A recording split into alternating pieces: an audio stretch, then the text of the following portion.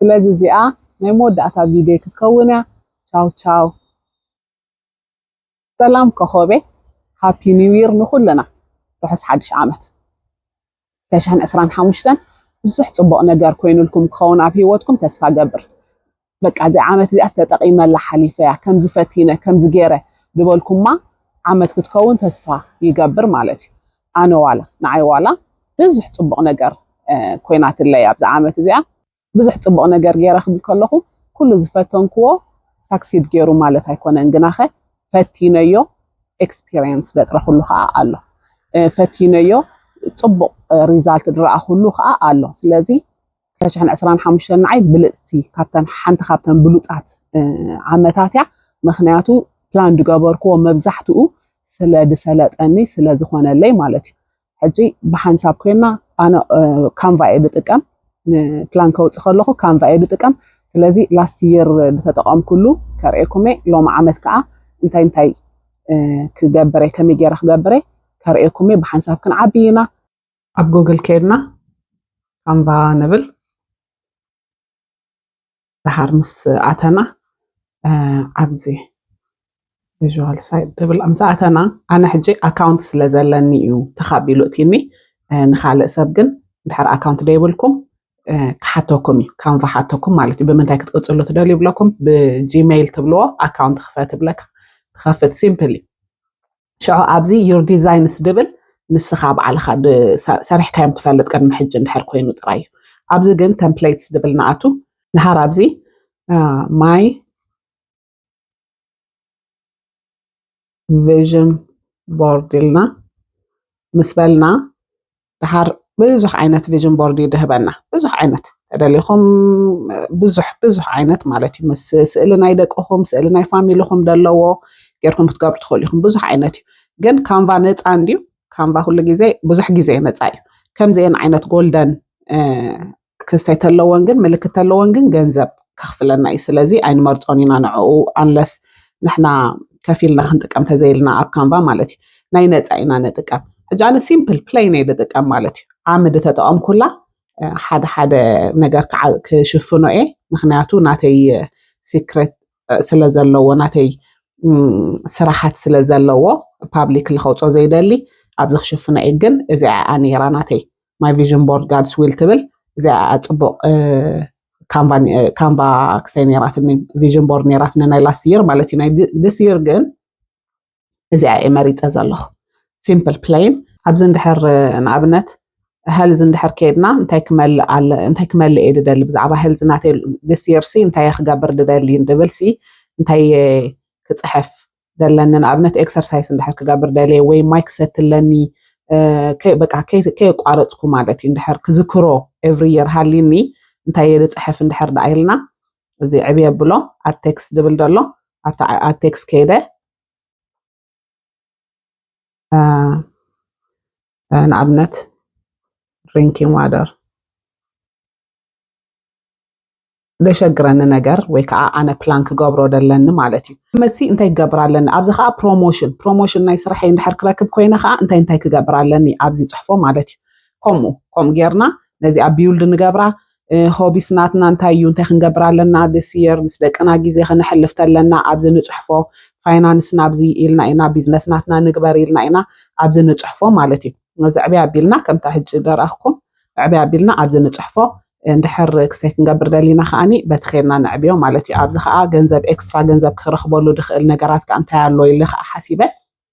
ከምቲ ድበልናዮ ኢንቨስትመንት ድዩ ናትና ቢዝነስ ክንገብር ዲና ደለና ገለ ኣብዚ ንፅሕፎ ማለት እዩ ስለዚ ከምኡ እንዳገበርና ብዛዕባ ፋሚሊና ምስ ደቅና ነሕልፈሉ ግዜ ምስ ደቅና ንፃወተሉ ግዜ ኩሉ ማለት እዩ ስለዚ ምስ ፍሬንድስ ግዜ ነሕልፈሉ ኣብ ገዛና እንታይ ጎል ይደለና እንታይ ኢና ክንገብር ደለና እዚ ማይ ቪዥን ቦርድ ፎር ደ ይር ነቲ ዓመት ኣነ ኣብዚኣ ገይረ ነዚኣ ቢውልድ ክገብራ እየ ባዕለይ እዚ ሕጂ ደይፅሓፍ ኩሉ ካንቫ ባዕሉ ኣዳሊልና ድፀንሐ እዩ ንሕና ግን ከይድና ቢውልድ ንገብሮ በትናትና ኣብ ልብና ደሎ ሎሚ ዓመት እንታይ ክንምላእ ኣለና ኢልና ንሓስቦ ብኡ ኣብ ልብና ደሎ ነገራት እንዳፅሓፍና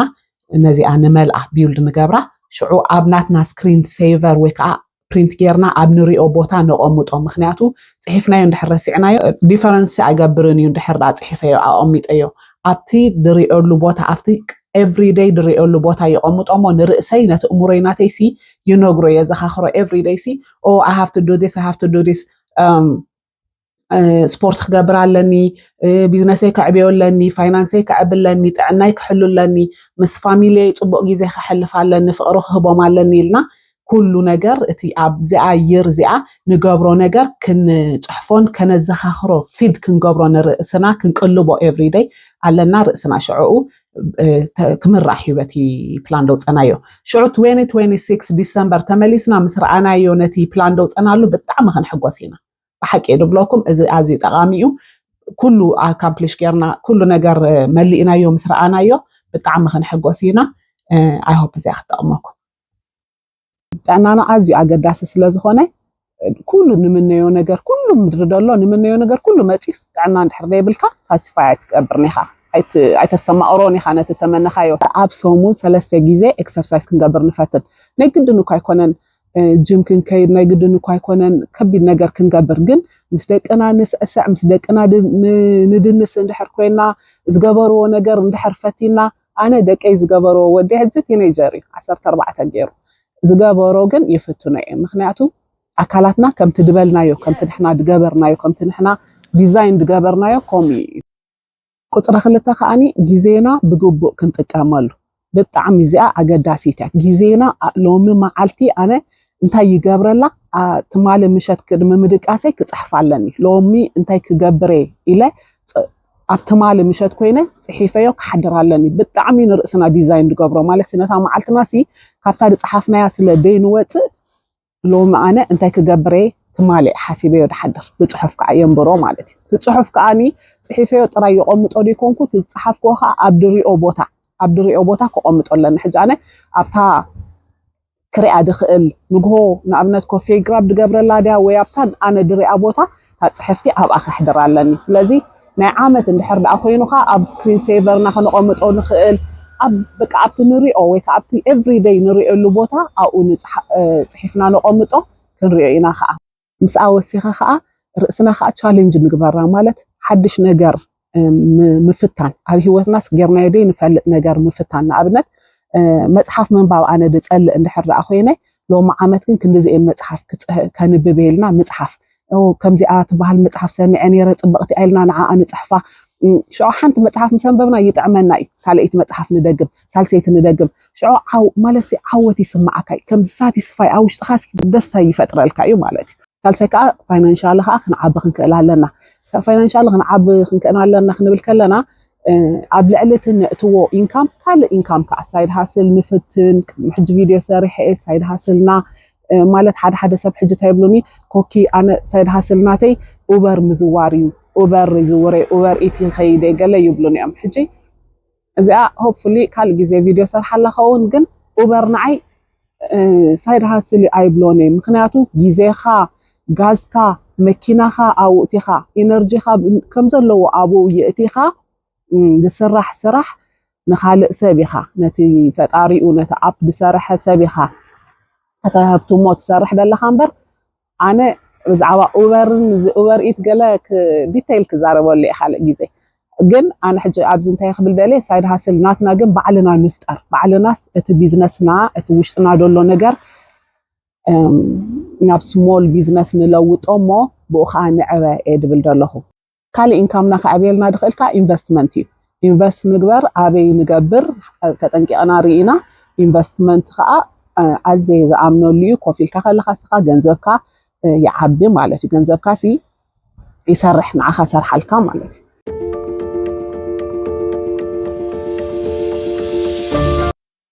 D&D ዴቨሎፐርስ ኣብ ሩዋንዳ ዝርከብ ኤርትራውያን ዝውነን ናይ ሪል ስቴት ካምፓኒ እዩ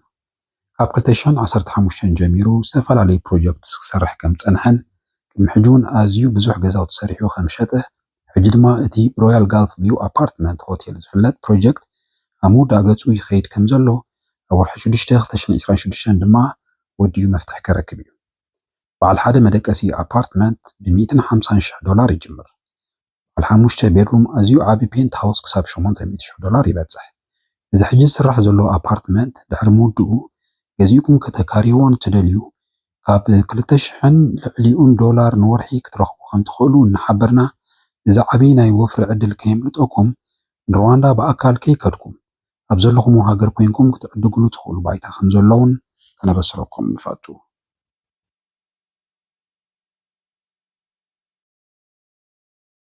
ኢንቨስትመንት ንእመን ኣበይ ኢንቨስት ንገብር ርኢና ከዓ ኢንቨስት ንግበር ማለት ቁጥቅባዕት ኣነ ኣብዚ ሓፂር ግዜ ዝተምሃርክዋ ከዓ ግዜ ምስ ዘፍቁሩናን ንሕና ነፍቅሮም ምስ ፋሚሊና ድዮም ዋላ ምስ ንፈትዎም ሰባት ግዜና ንሕልፍ እዚኣ ኣብዚ ቀረባ እዋን ዝተምሃርክዋ እያ ምክንያቱ ተፍቅሮ ሰብ መዓስ ይፍለየካ ኣይትፈልጥን ኢኻ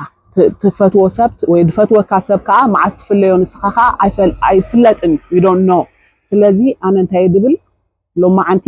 ከም ናይ መወዳእታ መዓልትኻ ጌርካ ምስቲ ተፍቅሮ ምስቲ ትፈትዎ ሰብ ግዜ ይሕልፍ ክንፋቀር ግዜና ክንህቦም ፍቅርና ክንገልጸሎም ኣነ ይመክር ማለት እዩ ስለዚ እዚኣ ናይ መወዳእታ ቪድዮ ክትከውን እያ ቻው ቻው 2025 ንዓመታ ግና እንደገና ክንራኸብ ኢና ንሕና መደብ ንምድብ እግዚአብሔር ከዓ ነቲ መደብናዮ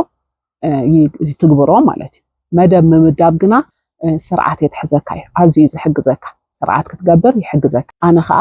ዝጠቅም ዝበልክዎ ኩሉ ኣብ 2026 ሒዘልኩም ክመጽእ ብኩሉ ከዓ ሓቢርና ክንዓቢ ደጊመ ሃፒ ኒው ይር ብኩሉ ንውስኸላ ዓመት ትኹነልና እንዳበልኩ ናይ ሎሚ መደበይ ኣብዚ ከዓ ፅወ ቴንክ ዩ